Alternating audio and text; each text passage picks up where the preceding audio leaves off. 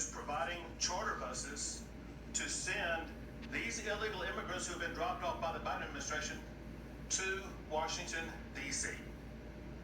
We are sending them to the United States Capitol, where the Biden administration will be able to more immediately address the needs of the people that they are allowing to come across our border.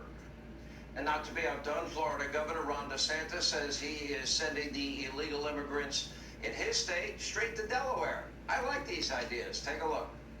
So we do not, if businesses or if contractors are dumping people who are illegal into Florida from southern Texas, we're going to go after their ability to do business in Florida. If Biden is dumping people, which he has dumped people, they fly him in at 2 in the morning. They haven't done it lately, but they did it many months ago.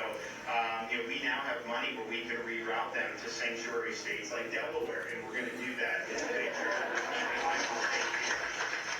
And get this, the White House confirmed today that the Biden administration is giving illegal immigrants free cell phones, claiming it's so authorities can track them ahead of their court proceedings. Free phones, Obama phones are back. Take a look. Our team in Texas is saying that you guys are starting to give smartphones to border crossers, hoping that they'll use the phones to check in or to be tracked.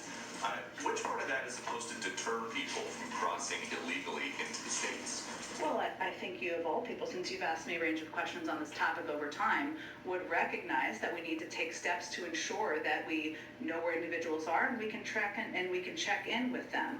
Any concern by folks around here that these migrants will take the phones and just toss them? Do you have a record of people throwing phones away? Biden phones are the new future. Anyway, here with reaction, Louisiana Senator John Kennedy. Senator, I know the Obama phone issue became a problem for the company involved. Now we have Biden phones, free phones for illegal immigrants. How are the people of Louisiana going to react to that? Well, not well. Let me address this immigration issue because it's important, Sean. I have long believed that the Biden administration is more concerned about the best cordless 3-in-1 mop than they are about securing the border. Either one of two things are going on. Either the person that President Biden has put in charge of the border has the IQ of a sloth, or the Biden administration believes in open borders. I think they believe in open borders. That's very unfair. I mean, think about it. We have Nigerian doctors and German engineers who are following the law. They're waiting years to be properly vetted, but yet President Biden will allow any gangbanger who can cross the river and jump the fence. He just says, come on into America. It's also very dangerous. We don't have the slightest idea who's coming into our country.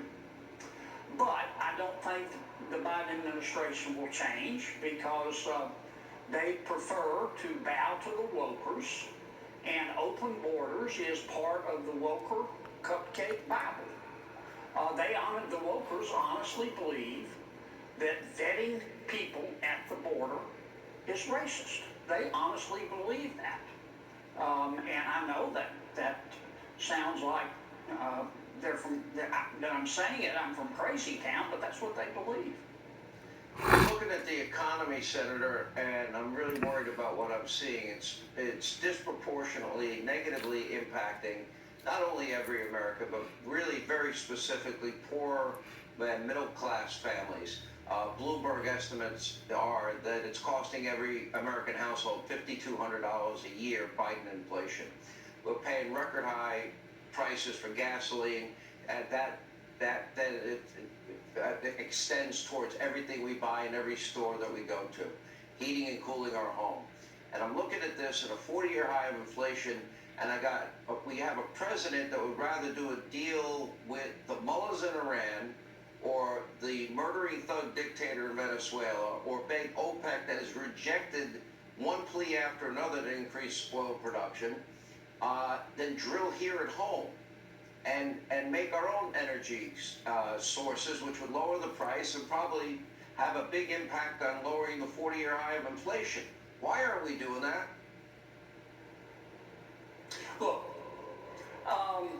inflation, Sean, as you well know, is the most pernicious tax imaginable. And the inflation we have right now is a direct result of Bidenomics. President Biden, he's blamed it on everything but what really caused it. He's blamed it on the war with Putin. He's blamed it on Congress. He's blamed it on unemployment. He's blamed it on greedy businesswomen. As I've said before, I wouldn't surprise me if President Biden stood up tomorrow and said, "I've discovered the origin of inflation. It originated in a bat." The truth of the matter is that what pushed us into inflation was the $1.9 trillion so-called COVID bill that was really nothing but the Green New Deal on welfare that he passed in March of 2020.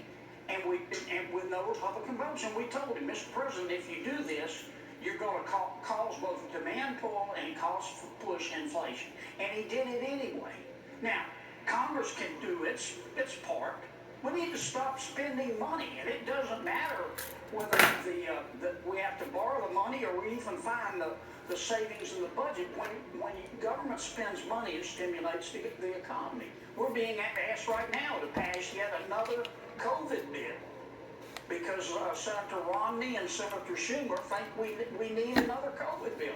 Well, we've already spent $6.7 trillion on COVID legislation, and right after that, we're going to be asked to spend $250 billion to fight China.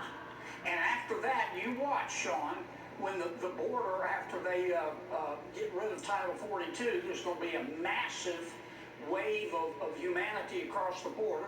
The Biden administration is going to ask us for 20 or 30 billion to secure the border. And all of this contributes to inflation. And we don't have 5% of the money. We have to borrow all of it. How long would the average American's family last if every month they just kept charging more and more to the credit card?